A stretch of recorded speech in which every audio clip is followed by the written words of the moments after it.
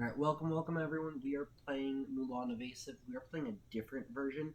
I'm only running 2 Mad Hatters. I went down on them. I went down on some of the other cards, like the 1-drops. We trimmed one of each. Then we could put back a playset of Tigger back into the deck. I just like Tigger. I miss the Evasives.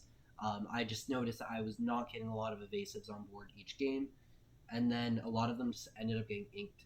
So we are going to go ahead, get rid of the Mulan, get rid of the Uninkable, uh, get rid of Mad Hatter and Flynn and Cheshire. We're gonna just aggressively mulligan here, and we added in that playset of Tiggers, but we're also at 64 cards. You'll notice that there are some mill decks going around.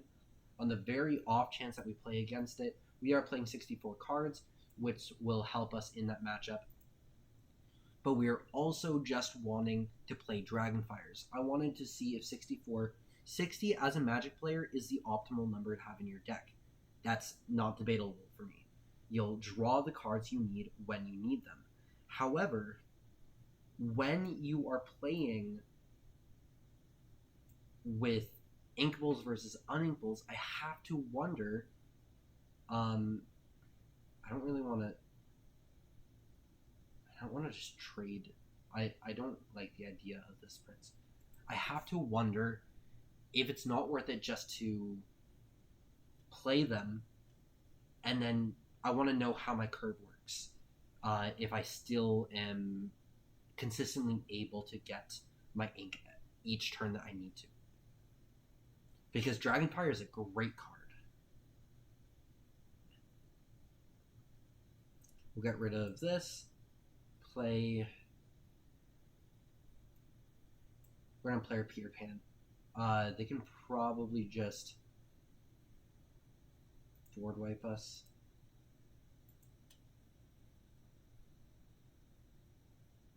They can actually just swing here, and that would feel bad. I just want to start doing things. That's what I get for being impatient. We'll get rid of the Mulan. Hold off a little longer. Player Jasper. Ink. Not ink. Quest. Then go for it. They probably swing into my Flynn. Quest onto Peter.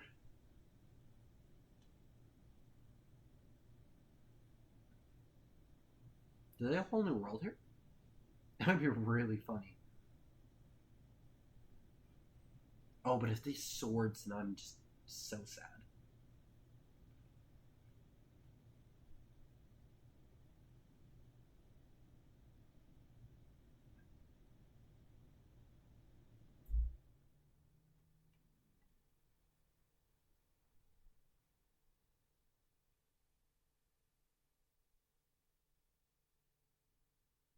Okay. See, this is a prio for me to get off the board because I don't like the free singing. However, I also just don't like the pinging. Get rid of this. Now we have a lot of removal in our hand. I think I can make it so this can't quest, which means they have to attack. Kill this.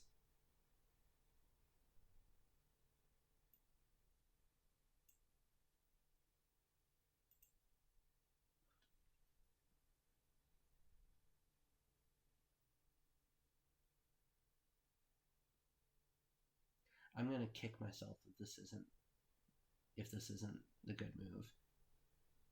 All right, we're gonna attack there. Make it so Hans can't get us.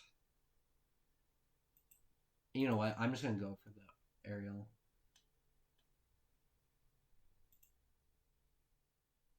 They'll pass the turn. Now they either play swords and swing in, then we're board wiped, or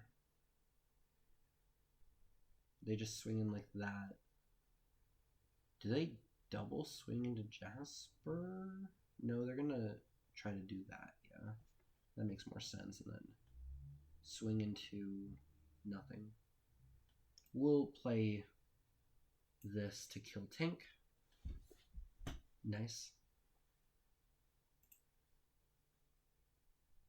We don't need to hit 6. They are able to just a whole new world. But we're fine without it.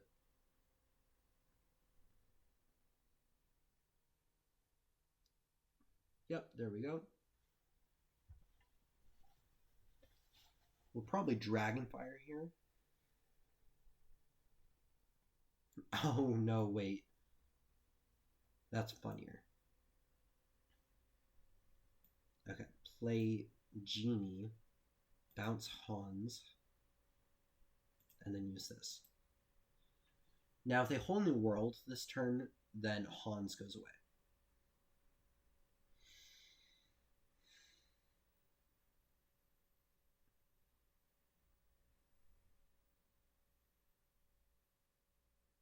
I'm totally blanking. Have we seen a second color? Is it just steel?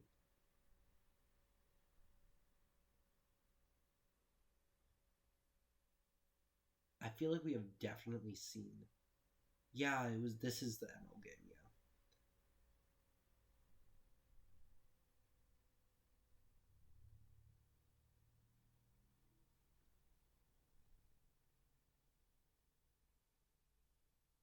Yep, you gotta choose what you're gonna discard. If it gets to 0, does it just automatically decide for you? That would be funny. It would make sense. So I think we attack here, kill Hans, and then pass the turn. We have Mad Hatter as a choice. I'm really liking that option, Dragonfire.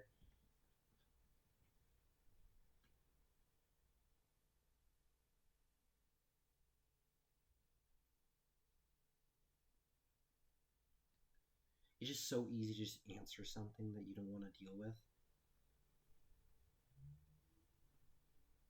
Now I might need to see if I can get some before the in-person event.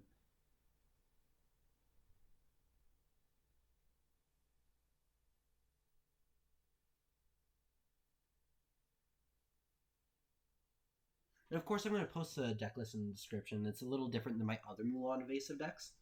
I just trimmed a couple of the cards to play more evasives, and then I just added the Dragonfires on top. There are a lot of decks that you're seeing that are seeing competitive play that are just 70 plus cards, and so it's not unreasonable to say, yeah, I want to do this.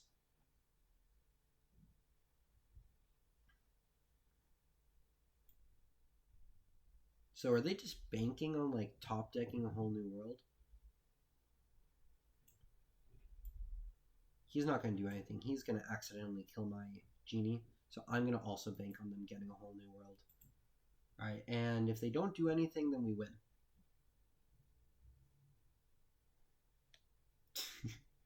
Alright, GG, opponent.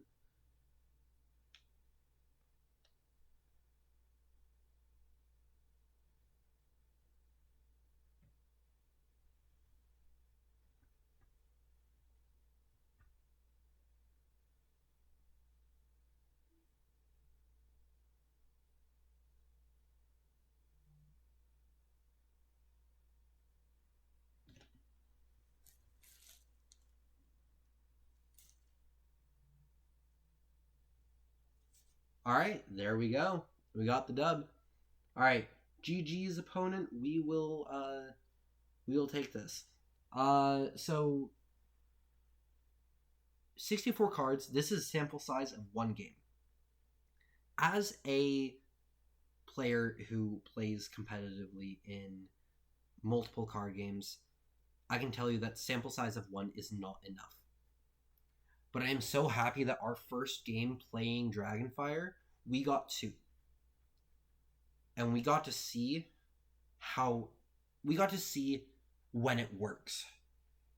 and it'll just take more testing to see when it doesn't, and then we can weigh the options of when it works, is it worth when it doesn't work.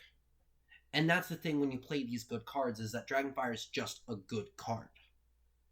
It would be better if it were inkable. I would play it everywhere, but I can't ask that because it's one of the most efficient removal spells for our deck that you can think of. But it is a good card. We were able to deal with the tank and at very low cost. So I like it. I think I'm going to play some more with it. But for now, I will see you around, everyone, and good luck with your games.